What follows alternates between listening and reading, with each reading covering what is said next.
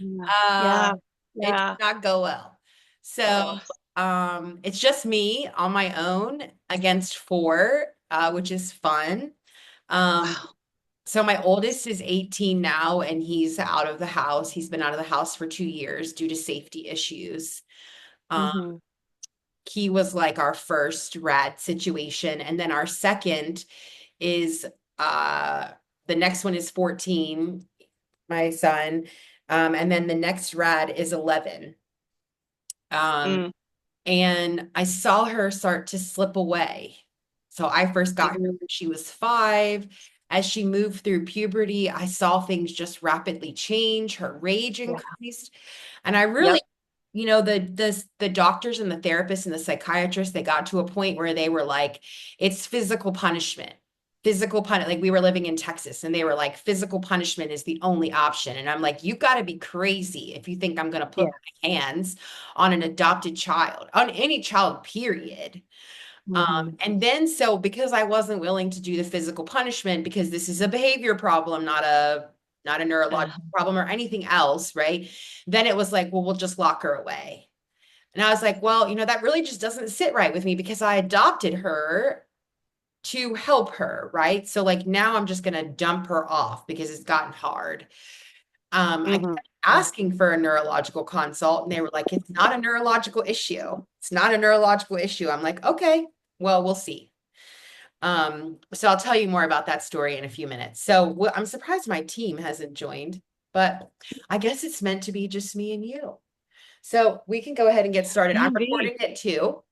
So from here on out, like this will be like the actual webinar that'll be offered publicly. So if you have a question that has like something sensitive in it, put it in the chat. And that will Okay. be on the recording. Also, you're welcome to Gotcha. message me at any time later on. I'm happy to help Okay. anything I can. So Cool. yeah, this became our work. I hired a neuropsychologist last year she participated in the University of London adoption study for Ukrainian adoptees who had grown up in an orphanage. And she gave us some really amazing insight, honestly. And the things that she told us are what really started this. And she explained that like the results of the study were like a third, a third, and a third. So a third of the kids 30 years later were totally fine, like living a Mm. normal life. No, you couldn't even tell that anything had ever happened. A third of the kids had like the quasi autism, anxiety type of attachment issue. I guess they call it a disinhibited social engagement disorder.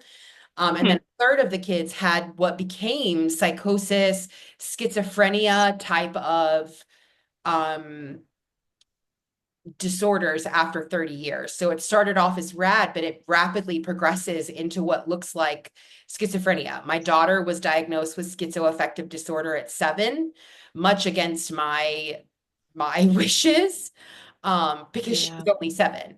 But she did, 7. right, but she did meet the diagnostic criteria, but that is not Mm. what it was. So Mm. we can go ahead and get started. So, um, whether you're a parent, a caregiver, or a professional, this conversation matters. In my experience, what we've been taught about reactive attachment disorder and difficult kids in general is really outdated, blaming, and just wrong. I'm going to share the approach today that really changed everything for our family and for so many other families that we've been researching. We are not here to shame or blame. And I think that's really important to specify starting up front because a lot of times in this situation with providers, the adoptive parent is blamed for the behavior. Well, if you showed up this way, or you did this, or you provided more structure, or whatever, it would be different. From what we've seen, that literally has nothing at all to do with reactive attachment disorder. So, our goal here today is really just to shift the mindset so that we can start educating people, and then you can educate your providers with some research and things that we can provide you so that you can access services for your kids. Um, so I mean the truth of this is that we're all just doing our best. We've all tried the therapies, the behavior charts, the consequences. We've read all the books. We've held it all together when everything inside was unraveling through a rage. And it still feels like at the end of the day, nothing works and it never gets better. You're not here because you're failing. You're here because you care enough to keep searching. And that's really a really important distinction. The constant meltdowns and shutdowns, the aggression, control battles, and fear, really feeling like you live in a war zone and walking on eggshells daily puts you in a place where you feel like you live in survival mode. Like every day is a cycle of a crash and repeat. You finally find some calm, and then it's a crash and repeat again, over and over again. The tantrums, the silence, the explosions, they often come out of nowhere. And the worst part, you're the one that everyone blames because no one really sees that you truly love this child deeply. And it feels like you're losing everything and yourself trying to just hold it together. Mm-hmm. These are some things that we've, I'm sure, all been told. The messages are really loud and clear. Parent harder, be stricter, show them who's boss. This is a behavioral issue. They're just being manipulative. They need more consequences. I've heard like, well, I'm just going to give them back to the system, and for some parents, that's really, really, really an honest take. And I understand that completely and still have no judgment in that either, because this is really, really, really hard. Mm-hmm. Um, I, Mm-hmm. I think it's really important that we acknowledge that all of this advice that we've been given is rooted in a really true misunderstanding. And I think the first and most basic misunderstanding is that people that are giving the advice have no clue what we're living through. They don't Right. understand that it's an absolute war zone most days. They don't understand how hard it is and how challenging it is to get up the next day after an explosive rage and to have to hug your child again.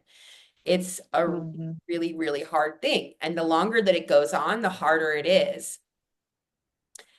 Um, And I think a lot of times we also have, silent questions that we are afraid to ask or afraid to say out loud.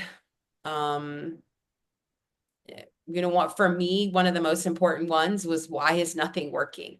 Like, I really questioned for a long time if I was the problem, because we had all these resources in place and we had all these services in place. It was either that I was the problem or my kid was the problem. And I really wasn't willing to accept either of those. Um, what I Mm. needed was not more blame. I needed a map. I needed somebody to say, here's what you do, here are the steps that you take, and here's how you access healing for your child. So that's what we're going to work through today. Um, these thoughts are really common, and they make sense in a world that teaches us that behavior equals intention. We have been trained as humans to believe that we have complete control over our behavior and the choices that we make, and the majority of us do. And I think we've really done a disservice to these children, not us as parents, like the providers have done a Mm. disservice to these children by not really figuring out what this is and what the root cause is. A lot of times a provider would say to me, well, there's no medication for RAD, so we're just going to treat the symptoms. Okay, so the baseline thing that most kids in RAD are experiencing is explosive anger and rage. The first thing Mm-hmm. they do with that is put the child on a mood stabilizer, and those side effects scare the crap out of me. Then the child starts experiencing intrusive thoughts, which is just them replaying their PTSD loop. But instead of the psychiatrist and the therapist involved really taking the time to talk the child through what's really happening and what they're experiencing, they just throw them on an antipsychotic, which truly just makes it worse. We do believe, I think, for a lot of us as parents, that we think that if it's a behavior problem, then there's some level of ownership on us of like we're doing something wrong or we're doing something different. But if we look at instead of behavior as the signal, right? Behavior isn't the issue, it's Mm-hmm. a signal that there's a root cause that we need to dig deeper to find. What I've found and seen with my daughter is that it's absolutely not willful. And I questioned that for a long time because a lot of the providers kept saying like, well, this is like she's doing this on purpose. She has control over this. And I would say to them, I really don't think she does. I can see it in her eyes. I can see the way that it switches. Like maybe she has control of it at the beginning. Like maybe like the first, like, Mm-hmm. the initial response she has control over. But once it goes past that, she's on that roller coaster and we're off. Um, Mm-hmm. for me, what I've noticed for her is that it's not a refusal, it's overload. She's simply able to access the part of her brain that allows her to behave. She's unable to access what gives her that impulse control. They're not trying to drive us away. I believe that these children are bracing for pain because connection has never felt safe. It's one of Right. the first things that I said as a foster parent. I remember there was a social worker sitting in my kitchen and she was talking to me about something with my sons. And I said, sometimes they act like love feels like scalding hot bath water. And she was like, huh? And I was like, sometimes they're that resistant to anything, right? Any level of healthy connection. And a part of that was that they're older, but they also didn't understand what safe love felt like. They grew up in an Right. environment where they were in survival all the time, and your brain actually rewires to that. If we never take the time to slow down and heal the brain, then we have unrealistic expectations for this child to regulate because they're stuck in a survival response. So, in my experience, what I've seen with my daughter is everything that I saw as a bad behavior was actually a very brilliant survival strategy from a nervous system that was doing its best to protect itself. Unfortunately, that nervous system attacked our home in that process, right? So that's really what kept me looking for an answer and trying to figure out what is at the root of this.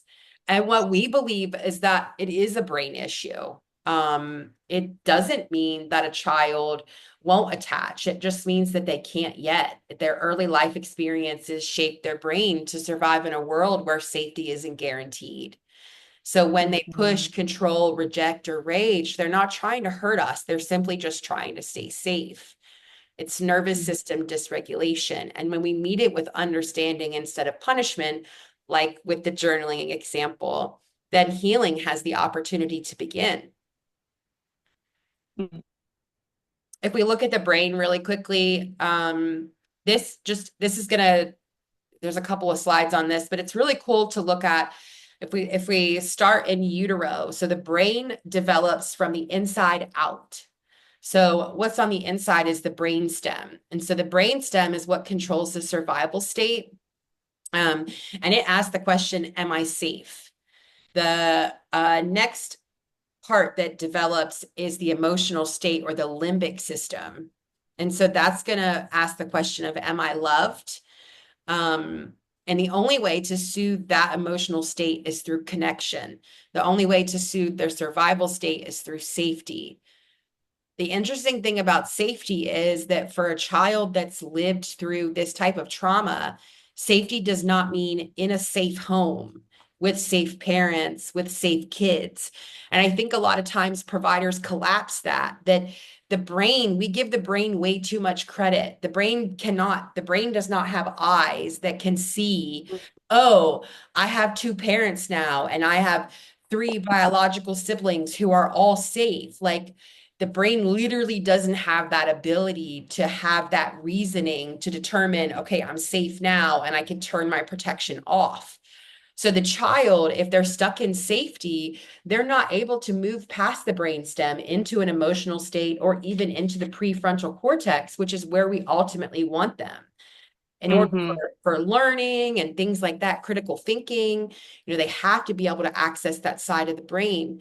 So when they're in survival mode, which for a lot of these kids is constantly, not because we're doing anything, simply because that's their brain at rest.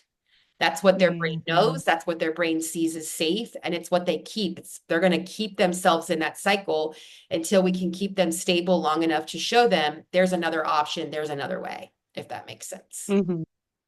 Mm-hmm. Yeah. Um, so this talks again about how the brain The development is organized from the top to bottom.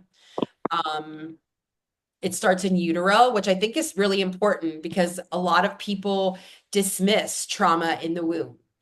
But I think it is, evidence and research has shown that it does have a significant impact. What we've also found in the majority of these cases with RAD and DMDD, ODD, conduct disorder, all of those different rage type disorders is that there's often also a substance abuse component. In utero specifically. I know for all of my children that's been present. And even if it wasn't disclosed with a lot of the foster children that we work with, it's an easy assumption if the parent was experiencing substance issues at some point during their life, then it's a good possibility they were also drinking. A lot of times we see the most harmful effects of fetal alcohol syndrome during the first trimester, which is when most moms don't even realize that they're pregnant. So if they're drinking, they're having a massive impact on their child and they just don't know. It doesn't mean that they're a bad mom or a bad parent. They just don't know. And so, it's really not about blame. It's just how do we fix it now? So the survival brain, it takes care of the body's life support systems. The midbrain is that social, emotional, impulsive brain. That's going to continue developing until about the age 25. It depends on if it's male or boy or girl. So it's really important that we, take the steps to address what's happening in the survival brain because the child is unable to access any higher levels of their brain on a consistent basis until they have a solid foundation in the beginning. Does that make sense? Yeah. Yeah, brain development is sequential, and it's the same thing with child development, which I think is really can be collapsed into the same thing. But like for example, my girls were 3 and 5 when they came into foster care, and they would drink out of a bottle occasionally, like a couple times a week. And they would play with baby toys and they would, do things like that. It's the same thought of we have to go back and reparent the trauma, reparent the child, and move them through their developmental timeline. This is exactly the same. If we have to go back and build that survival brain first, make that survival brain have that really solid foundation of safety, and then they can move forward from there in their development. Mm-hmm. Have you ever taken the ACE-Q questionnaire for you or your kids? I don't think so. So this is a really cool questionnaire. I will send it out later on after this is over with the recording so that you can take it for yourself and for your children. It is the Adverse Childhood Experiences questionnaire. And the reason why we ask the parent to take it as well is because trauma also often travels through families until someone is brave enough Mm-hmm. to name it. And so sometimes, those patterns still show up with adopted kids. I know in my situation they did until I stopped it. So when we understand our patterns, then we can parent with more compassion, more regulation, and more clarity. This is really a healing journey for the whole family, and it truly does start with the truth. Again, Mm-hmm. truth doesn't mean blame, though. But I also think that Yeah. the ACE-Q really gives a good overview picture of what the child has experienced. Kaiser, what state? I don't know what state you live in. Do you have Kaiser? Indiana. Okay. So Kaiser is a major healthcare group in the United States. They're in like California, Maryland, Washington, D.C., a couple other places. And they did this like groundbreaking study on the ACE-Q questionnaire. And they followed children for a certain period of time and looked at, similar to the University of London study that it was longitudinal, and they compared what are the what's the long-term impact of these adverse childhood experiences. So there's 10 different options on there. Like being a child of divorce, a separated home, being a child in a home that has substance abuse, domestic violence, things like that. It covers like neglect, the different types of assault. And it really gives us a picture of how severe the child's trauma is.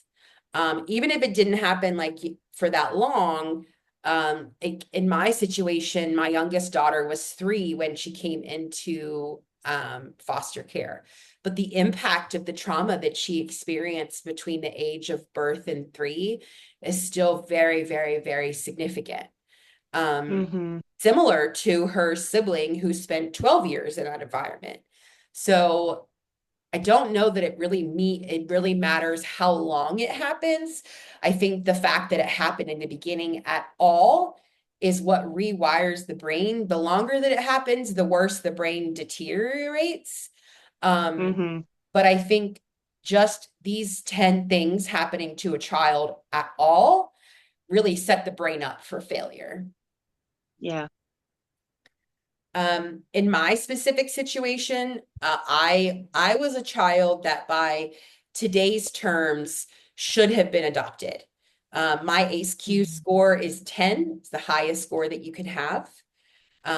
My children, their score is 9, which is interesting. Oh, wow. Um, I Yeah. I didn't grow up with safety. I grew up learning how to survive, how to stay quiet, how to stay small, how to, my mother said to me over and over again, you're not a victim, right? She actually, affirmed that for me of you're not a victim. And so when I grew up and realized that what I had experienced in my childhood was abuse, there was so much more that I had to unravel. Um, Mm. so I really carried the impact of that trauma into adulthood and then into motherhood. It wasn't until I saw the same survival signs in my daughter that I realized that this was much bigger than behavior. She wasn't just acting out, she was living out the same fight that I had been carrying for decades. And I recognized what that felt like within her. So this is Danielle. This is my 11-year-old that has reactive attachment disorder. She um is my firecracker, my teacher and my mirror. And healing with her has really taken a team. We didn't just try to fix her behavior. We really, like I said before, have focused on healing her brain, her body, and her sense of safety. We did that through a combination of functional medicine, brain-based therapies, neurological care, and really deep co-regulation. And she's made strides that no one thought was possible in kind of an Mm. unbelievable amount of time. So what worked for her is what I'm now going to teach other families because it's very doable and it's very achievable. Some of the tools are going to feel a little bit outside of the box because they're just not anything that we've seen before. A Mm. lot of them are geared towards neurological care. The majority of my daughter's treatments and therapies are geared towards a TBI, a traumatic brain injury. She doesn't have a traumatic brain Oh, injury that we can see, but that's what's had the biggest impact on her. Her nervous yeah. system was in a state of constant alert, and these therapies really helped her feel safe enough to begin healing, and that really made all the difference. Mm. So we did put her on targeted medication. Have you ever heard of the Matthews protocol? No, I was looking into it because I saw it in our chat on Messenger, and so I haven't gotten to dig very deep yet. So So I'm pretty clueless. yeah, so I've been watching it for 2 years. I first found it about 2 years ago, and my daughter was diagnosed with reactive attachment disorder, and then she was diagnosed with DMDD. And Mm-hmm. The Matthews protocol is actually a treatment protocol that was developed like maybe like 5 years ago for DMDD. Now, the interesting thing is that the symptoms of DMDD and RAD perfectly mirror each other. The only difference is of the attachment. But with foster and adoptive children, attachment is always going to be an issue. Connection is always going to be an issue until we reach that level of brain safety. So Mm. the first thing that we did was implement Matthew's protocol, and we implemented it really slowly. It's two Mm. medications that are super low risk. One of them, interestingly enough, is used, it's called Trileptal, and it's an anti-seizure medication. The other one is a medication called amantadine. It's a dopamine receptor. So it helps them get those good hormones and those good emotions into their body. Both are pretty low risk compared to, I mean, there's risk. My team would say, Christina, there's risk to every medication. Yes, I understand.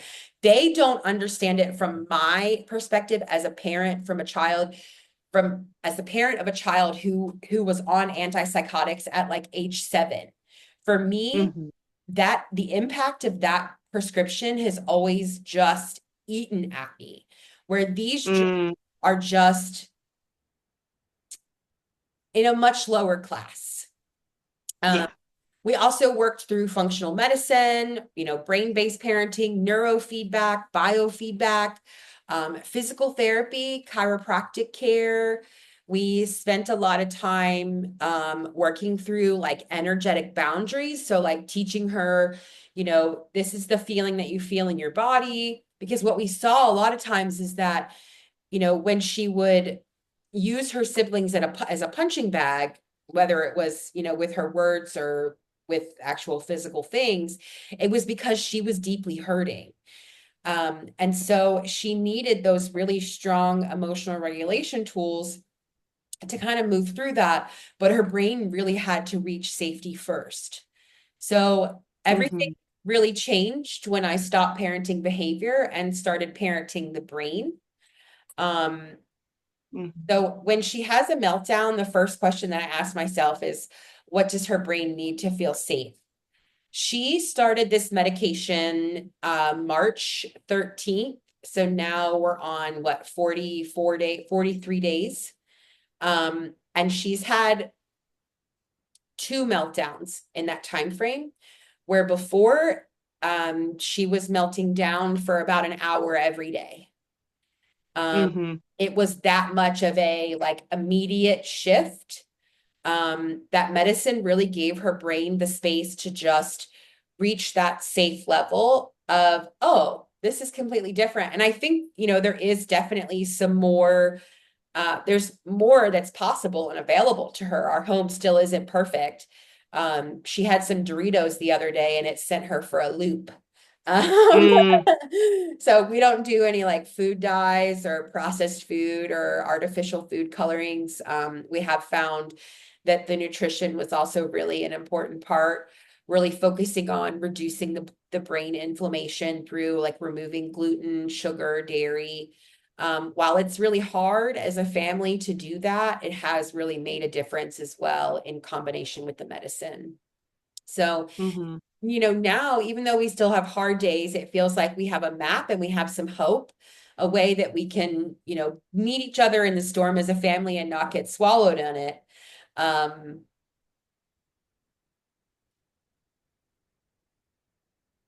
yeah, this is my favorite.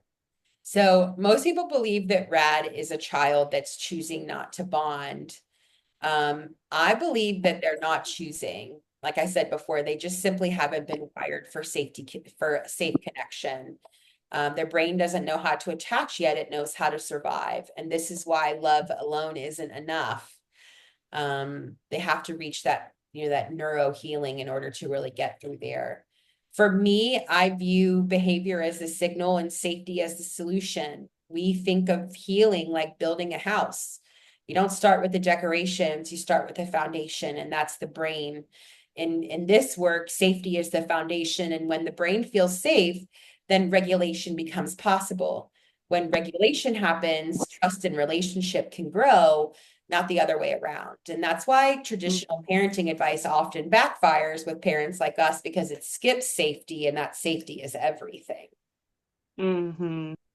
I'm sure you've probably heard this a million times, the nervous system 101.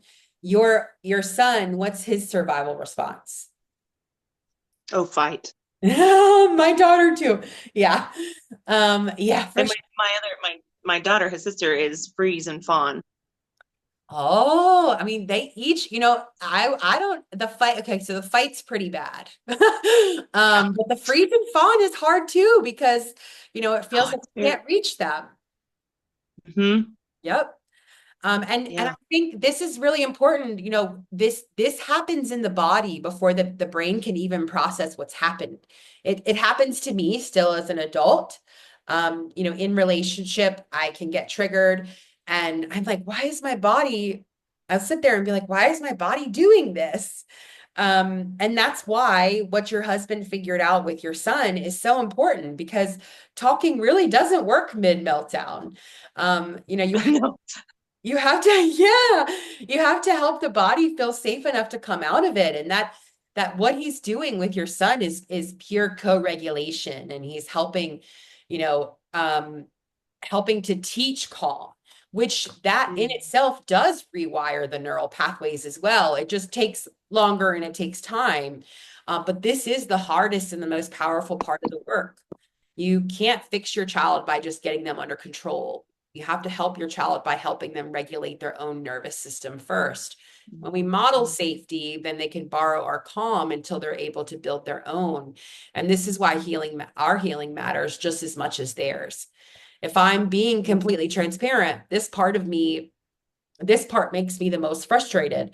That I have to continue to show up when she's done so much damage is a challenge for me at times because there are times when she's asking me to show up to give her a fresh slate, a clean slate. And it's like, well, you've had 6 meltdowns today. I don't, I don't know if I can give you a clean slate right now.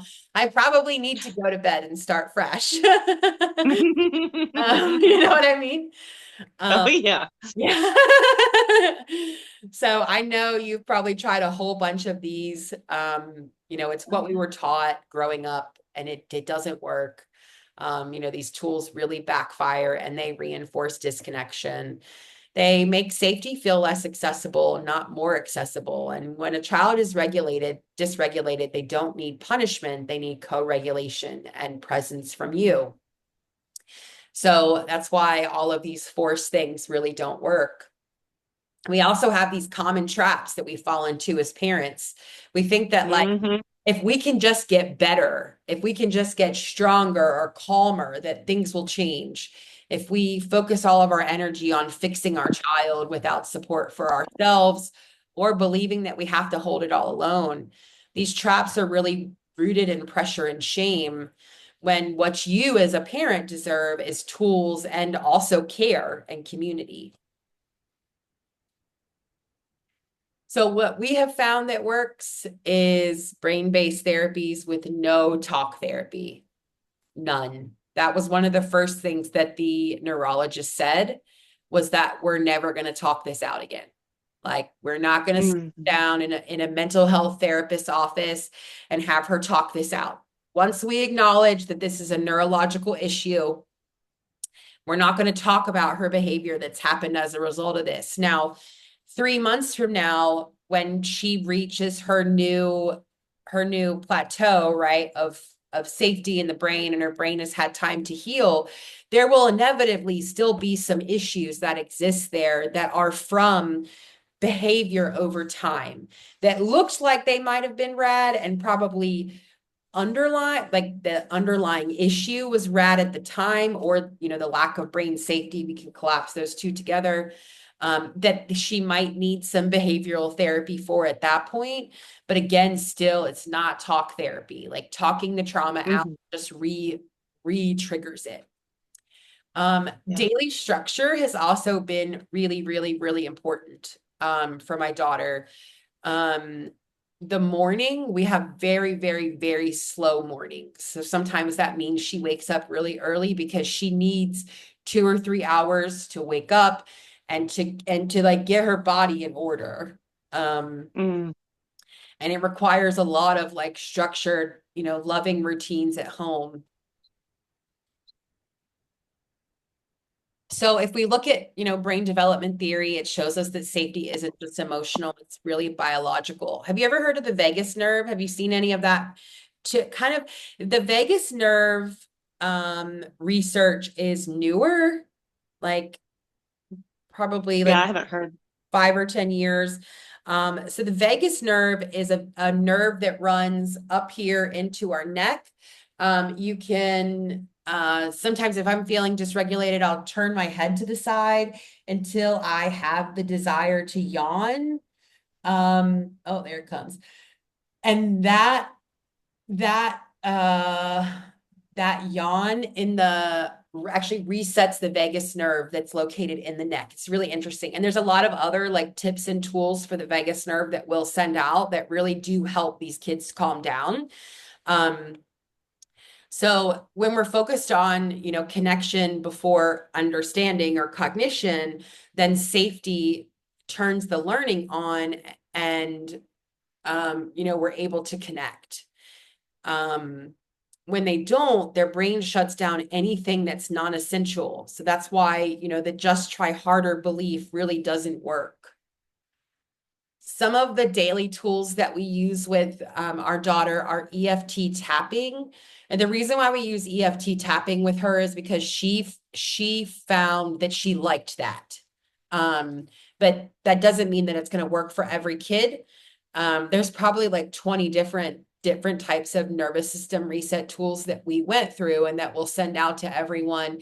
And these are really the ones that worked for her. So the breath work around the vagus nerve, movement breaks, that was a huge one. She experiences a lot of big body emotions, and so she needs really big movements. A lot of running, jumping, playing, riding bicycles, swimming, things like that. We pretty much always have music on in our home because of this. And then we provide her also with nervous system support. And we do nervous system support in many ways. A lot of the nervous system support that we're doing is like around the adrenals and the hormones, cortisol. So we focus on like a specific diet that helps, kind of regulate those things. It's pretty interesting. Um, this one too, I'm sure you're probably already good with this one because you guys are already writing out and processing. But a lot of times, parents will say to a child, "What's wrong with you?" And instead, approaching it with what happened to you, or instead of saying, "Calm down right now," it's, "I'm right here, you're safe." The things that we say to our children can either activate fear or anchor safety. And so these really subtle shifts in tone and timing and intention can change their entire nervous system response. And when we speak from regulation, we also invite them into healing. Yeah, for sure. Yeah. So, any questions that you have? Let me No, it all makes sense. let me turn the recording off. Hold on.